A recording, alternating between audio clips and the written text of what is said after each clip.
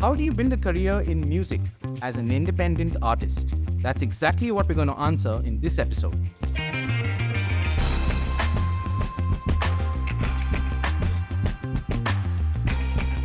Welcome to the Zista Podcast, where we invite people from the industry and academia to answer questions raised by students within a specific subject area. In today's episode, we're going to be focusing on performing arts, and joining me today is Nikhil D'Souza. Let me tell you a little bit about Nikhil. So he started making independent music in Mumbai and he got really successful. In fact, today he has over 50,000 followers on Instagram and over 90,000 followers on YouTube. So obviously he's doing something right.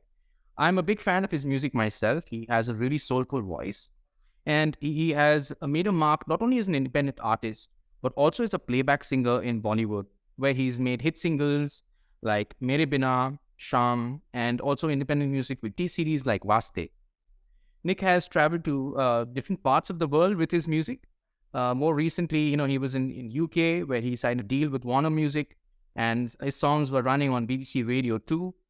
And in fact, when the British Philharmonic Orchestra wanted to celebrate the 50th anniversary of Simon and Garfunkel, they invited Nikhil back to UK to sing a few songs for them. So that's been pretty amazing. And we're really happy that you're joining us here, Nick. So thank you so much for making time for this show, Nikhil. Hi, Samit. Always a pleasure. Always been a pleasure. And it's nice to speak to everyone out there who's watching this video. Fantastic. So let me start by asking you something a little bit more basic. The music industry is a different business. You can't really call it a business, but at the same time, it is a thriving business. It has all facets of a business. Could you maybe start by talking us through what are the careers that students can explore within the music industry? I think it's interesting that you addressed it as the music business also, firstly. That's what it is at the end of the day. Even though, ironically, it starts off as a creative thing. It starts off in a bedroom like this, where I'm sitting and composing a song. I have a tune that pops into my head, and then it becomes a full-fledged song at some point, and then it is marketed and it is, put out there. I feel that over time, what has happened is the music industry has evolved because of different mediums coming into the picture. There used to be just radio and there was television. Now there's also streaming. And the live music scene has exploded so much that now all of these things have brought in a range of career options for, musicians across the spectrum. For me, I could start personally with what I do, as a profession. Firstly, I do a lot of live performances. And that extends from my commercial stuff, and it goes on to my independent stuff as well. There's different sorts of shows that I play. One is college festivals, where I can do like most Bollywood and my independent stuff. And then the shows we perform at independent venues and clubs, where I try and focus mostly on independent stuff.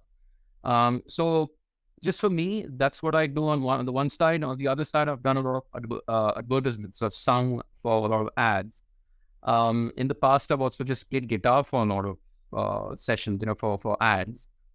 This was before I became known as a singer. And there are some opportunities I've had in even producing music for, TV shows and for advertisements again. But as a producer, as someone who creates the track, so like these are things that I've done. And as regards what, other people do, there are people who are live sessions musicians, whose job it is to master an instrument, which is like the bass guitar or the drums or electric guitars and keyboards. And these people are in demand for live shows. They get called up by different bands to either be a part of the band or a substitute for a musician who's missing, for example, or is not available that day.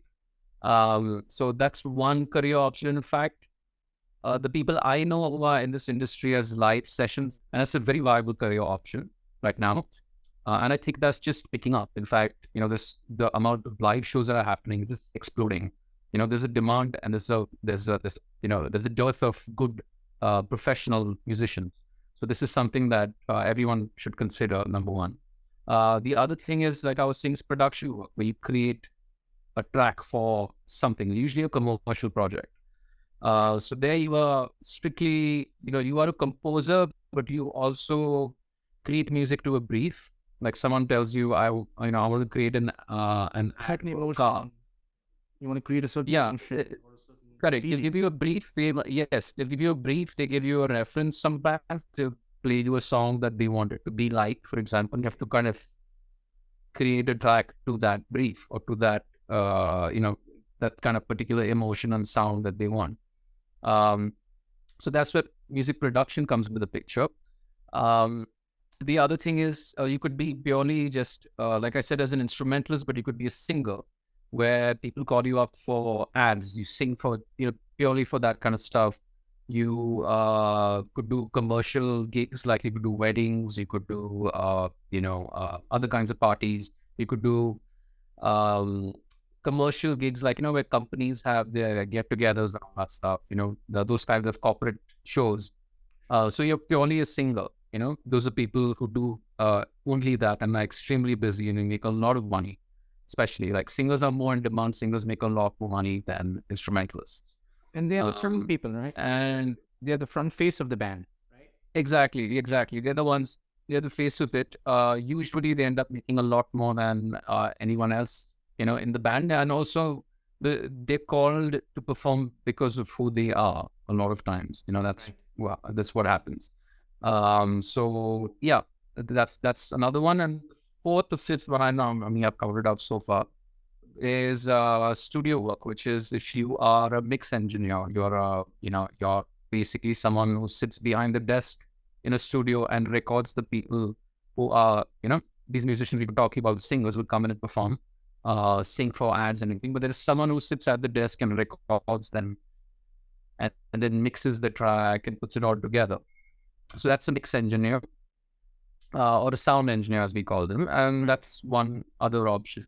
If I've missed anything else, I would say on the other side of the music business are the executives, the people like there are managers, there are agents, there are promoters, but those work more on the event industry. So I think it's more appropriate to speak to someone from that side of it.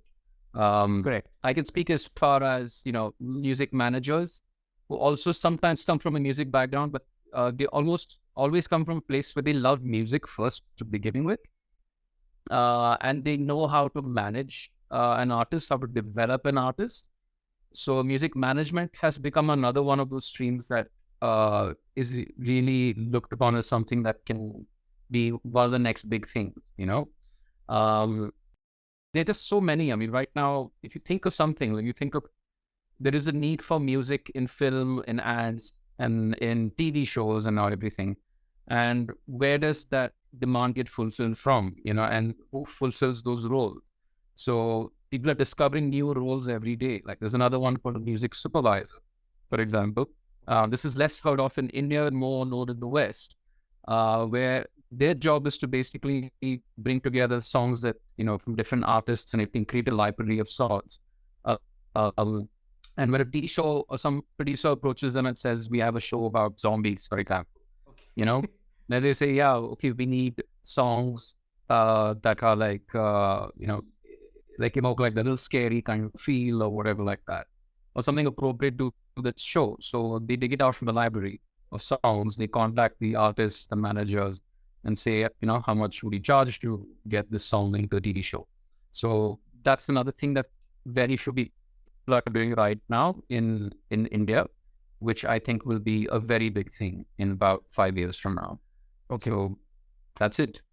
All right. Thanks. I think that was a good summary, in the sense that you covered a lot of the stuff that's happening on the creative side, but also on the business side. So, it's for the music business to work. There's someone who's focusing on distribution. There's someone who's focusing on sales and marketing. There's someone who's focusing on managing artists. And as you rightfully said, artist management is a field that's growing really rapidly.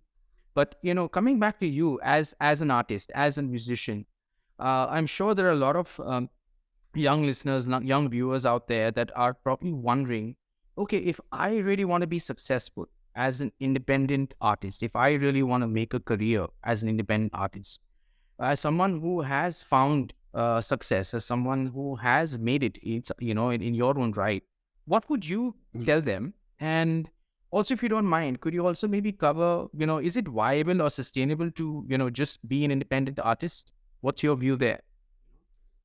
Okay. So let me start off by saying that this the entire scene these days is very different from what we had, say, 10, 15 years ago. The avenues that you had to make it as, say, an independent musician or as a playback singer or whatever were different 15 years ago. We were discovered then than they are now. Right. Right now, everyone's turning to social media, Instagram, whatever. Someone, if tomorrow you ask me about, like, where can I find a singer in this sort of genre? And then I say, okay, check out this person. I give you a name. You will first look them up on Instagram. Sure. You will run a search on YouTube and you will see what you find. So your online profile is really important these days. And I've found that a lot of singers have broken through in that way. So they've created, these, like, they make videos, of course. They constantly engage an audience. Either doing that on Instagram, on YouTube, on both. But that's really important. I find like a lot of music directors first go to these channels and they see what your profile is like and how you sing and everything, and then they give you a call. So this is how ways are being discovered. I think coming back to the basics though, to be a musician or to be like an independent artist, firstly you need to fine tune the art. You need to learn your music. You need to actually love your music and you need to love what you do. That's the first thing I would say. Okay. The second is, remember that the independent scene has just kind of started exploding in the last few years. And original music is the main thing. You need to create original music and make sure that, that you stand out from the crowd. So how do you do that? So if you find like 5 people singing a certain way, my advice is don't sing that, because you'll be the 6th person.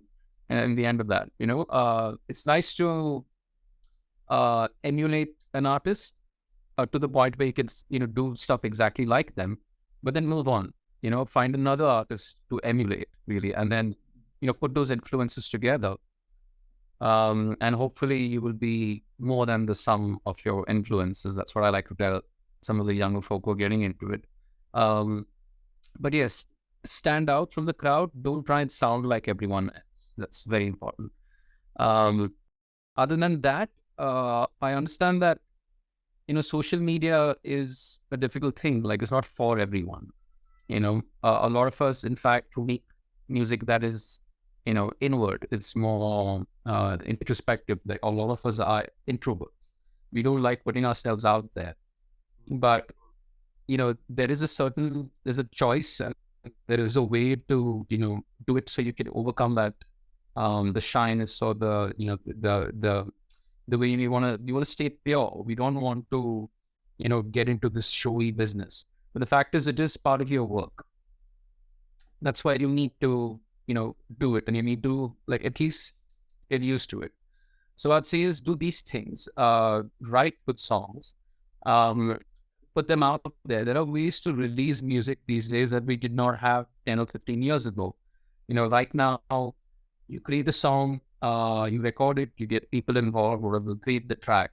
Then you go to a distributor. Yeah, you go to someone like an OK Listen, or you go to Believe, or you go to CD, which is an online option, for example. Sure. They all have it where you upload your track, with an album art or something, and schedule it for release. And then it comes out on, like, on Spotify, Apple Music, and Ghana, and Week, and everything like that. Release your first track, release your first EP, and learn the business. It's really important as a musician these days to understand what is the master recording. I'm not going to go into detail here, but these are things you need to research. What is a master recording? What is publishing? And copyright is a part of it's publishing. How do these things work? What are your rights? And what, like, for example, if a label approaches you, what is it that they want from you and what is it you should demand from them? It should never be, that the label keeps speaking and only asks and they don't give. So you should understand what your rights are and what you should be looking out for. Very important things. The master, the publishing, very important. Every musician should understand these things. So educate yourself in the music business so you don't get taken advantage of. Whenever there's a deal to be made, always involve a lawyer, a music lawyer, always. Never just go blindly into a deal, So these are some basic things I would say, like every musician should know before and why they're getting into the music business. Have I missed anything? I'm not sure.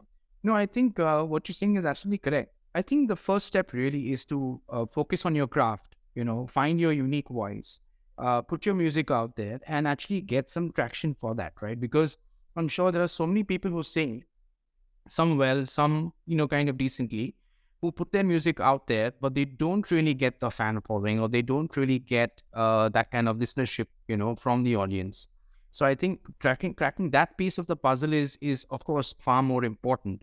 But once you've done that, I think going into the slightly more serious aspects of engaging with a music lawyer, understanding your rights, understanding how the music business works. So there are so many different rights, earlier there were different rights for offline and digital. And I think in the digital spectrum also, there are so many different kinds of rights in terms of, licensing, in terms of music. So as an artist, you should be aware of that, streaming, download, all of those business models you need to understand. And then accordingly, strike a deal with someone who's distributing or publishing you, right? So I think it's really important. I know this is not so easy, but suppose if I'm an artist trying to find my own unique voice, to create my own identity, to create my own distinct style, any pointers that you can give them, maybe just very quickly? No, I mean, your unique style will come from you. Always know that, like a lot of us, we tend to kind of like, I'll sit around with this t-shirt here like this, and I wear that little thing there, but that's not enough. You need to somehow step up a bit and, like be a little more stylish. Get a stylist involved if you have to. Get someone who can create a look for you. Okay. Get someone who can create, when they look at your page, there needs to be your Instagram page, your YouTube profile. There needs to be a look and feel to it that is uniquely you. That always helps. Yeah. Some of us who are in the old school believe that, you should close your eyes and listen to the music. And then unfortunately, it's not that way anymore. The eyes are very much a part of what people are perceiving these days. I mean, the visual is very much. So, I mean, on a more practical note, that is one of the things. I feel, what exactly, what is, what we were saying, I was saying, talking about finding your own style. And I think in some way you did answer that earlier when you said that, listen to good artists, emulate them, and then you'll hopefully be greater than the sum of your influences. But yeah, so I journal, there are people who are, yeah, correct. Yeah, I feel is that, I've seen too many young musicians these days who try and sing exactly like someone who, or the musicians who are regarded as the top. Like, for example, I'm also in the playback scene, like in the Bollywood playback scene. And I've heard so many young male singers, and and then when I hear a demo, for example, I hear a voice and I have to ask the producer, I'm like, is that Arijit? Because it sounds so much like Arijit. Okay, Arijit. It's XYZ. It's this person. I'm like, that's a new, I've never heard that person before. But they sound exactly, or they try to sound exactly. And the problem is Arijit still exists, right? He's still singing. He's making music. Why would they pick someone who sounds like him? Unless they had a budget issue, but still, exactly. They call you a budget Arijit, which is not a great tag to have, and you don't want to be that person. So my philosophy is this, like, even when I was learning music, I didn't learn classically, but I learned by listening. So I learned a lot of, like, I sang a lot of Brian Adams, and I could almost sound like that, but that was for a year. And then I went on and then I heard Sting and I wanted to sound like that. And I sang a lot of Sting. In fact, you remember this. We used to play this back in the day. Sure. Right? Yeah. And but then after Sting, and that was a long period. I went on. I studied Jeff Buckley. I deep dove into his music. So people hear all kinds of influences in my voice, but they will never say that he sounds exactly like Sting or he sounds exactly like Jeff Buckley. Sounds what? Yeah, they can hear different influences in every singer's voice. Like everyone you look at their influences, you will hear traces of their influences, but even the big ones, the notable singers are never sound exactly like someone else. So that's what you should remember.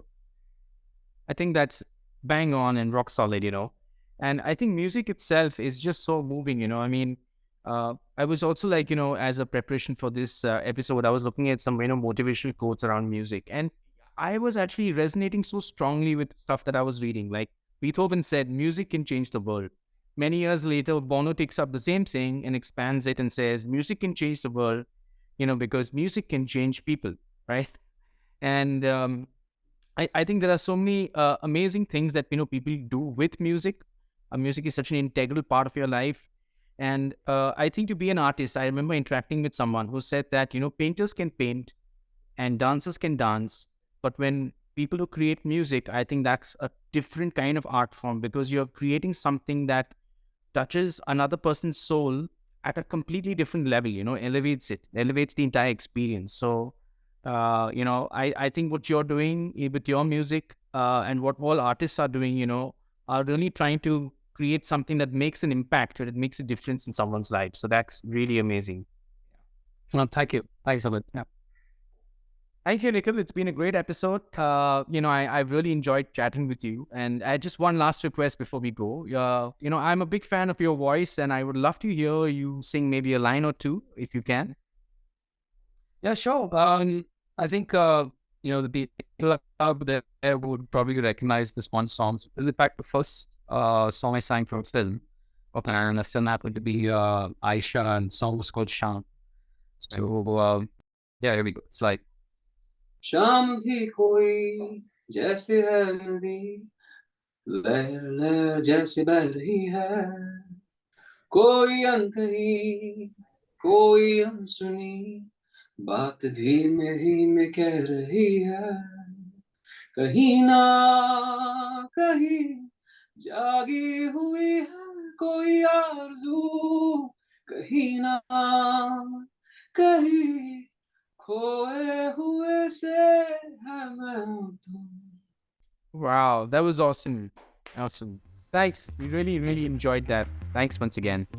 And I hope you enjoyed this episode. If you'd like to follow us, and catch more episodes like this, please follow the Zista Podcast on Apple, Spotify, or Google.